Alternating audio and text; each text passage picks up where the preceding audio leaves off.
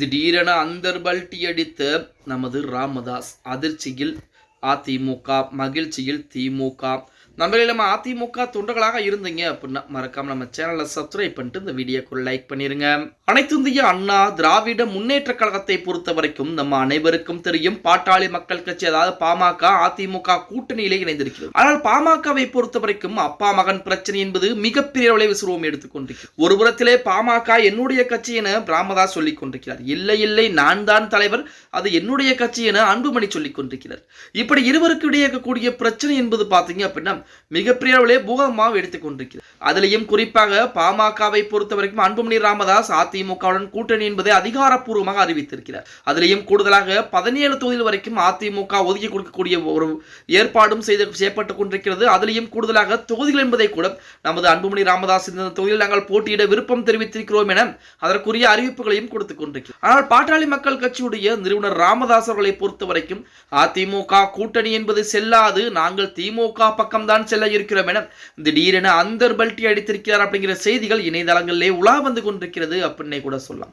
பாமகவில் கட்சியின் நிறுவனர் ராமதாஸ் மற்றும் மகன் அன்புமணி இடையே மோதல் போக்கு தொடர்ந்து வரக்கூடிய இந்த சூழலில் இதனிடையே அன்புமணி தரப்பு பாமக அதிமுக கூட்டணி இணைந்து போட்டியிடும் என நேற்று தினம் அறிவிக்கப்பட்டிருந்தது. இது பாமக தொண்டர்கள் மத்தியில் அதிருப்தி ஏற்படுத்தாத நிலையிலே ராமதாஸ் முடிவு என்னவாக இருக்கும் என அனைவரும் எதிர்பார்த்து காத்திருந்தாங்க. அதே சமயம் அன்புமணி பாஜகவுடன் கூட்டணி வைத்துள்ளதால் ராமதாஸ் திமுகவுடன் கூட்டணி பேச்சுவார்த்தை நடத்தி வருவதாகவும் ஒரு தகவல் என்பது இணையதளங்களிலே உலா வந்து கொண்டிருக்கிறது. இப்படியான நிலையில் முதல்வர் ஸ்டாலின் ஆட்சியை நன்றாகத்தான் இருக்கிறது, ஆட்சியில் பங்கு கேட்க மாட்டோம் என பாமக தலைவர் ராமதாஸ் தெரிவித்திருக்கிறாராம். திடீரென அந்தர்பல்ட்டியும் அடித்திருக்கிறாராம்.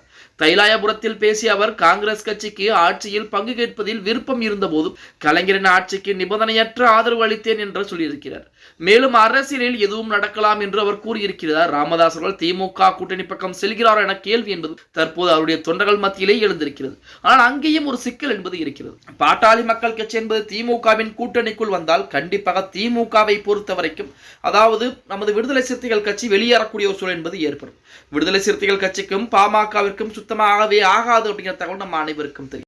அந்த பிரச்சனை எப்படி முடிய போகிறது அப்படின்னு தெரியல. இப்ப ராமதாஸ் அவர்கள் அவரும் அதிமுக கூட்டணிக்குள்ளே வந்துவிட்டால் எந்த ஒரு பிரச்சனையும் கிடையாது. இல்லை என்றால் அதிமுகவை பொறுத்த வரைக்கும் அன்புமணியை வைத்து ராமதாஸ் அவர்களை உள்ளே இருக்கக்கூடிய வேலை அல்லது பாஜகவின் மூலமாக ராமதாஸை அதிமுக கூட்டணிக்குள் கொண்டு வரக்கூடிய வேலையை கண்டிப்பாக எடப்பாடி பழனிசாமி தொடங்குவார் அப்படிங்கிற எந்த விதமான மாற்று கருத்தும் கிடையாது.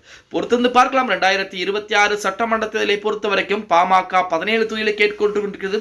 இன்னும் தேமுதிக 9ஆம் தேதி நேற்று தினம் கடலூர் மாநாட்டிலே கூட்டணி பற்றி அறிவிப்போம் அப்படின்னு சொல்ல பிரேமலதா அவர்கள் பார்த்தீங்கன்னா இன்று வரைக்கும் எந்த கூட்டணி அப்படிங்கிற அறிவிப்பையும் கொடுக்காமல் தான் இருந்து கொண்டிருக்கிறார் அப்படின்னு கூட சொல்ல. ஓகே गाइस, வீடியோ பிடிச்சிருந்தா மறக்காம லைக் அண்ட் சப்ஸ்கிரைப் பண்ணிருங்க. அப்படி நம்ம போடக்கூடிய வீடியோ பத்தின கருத்துக்களை கீழே மறக்காம கமெண்ட் பாக்ஸ்ல பதிவு நண்பா.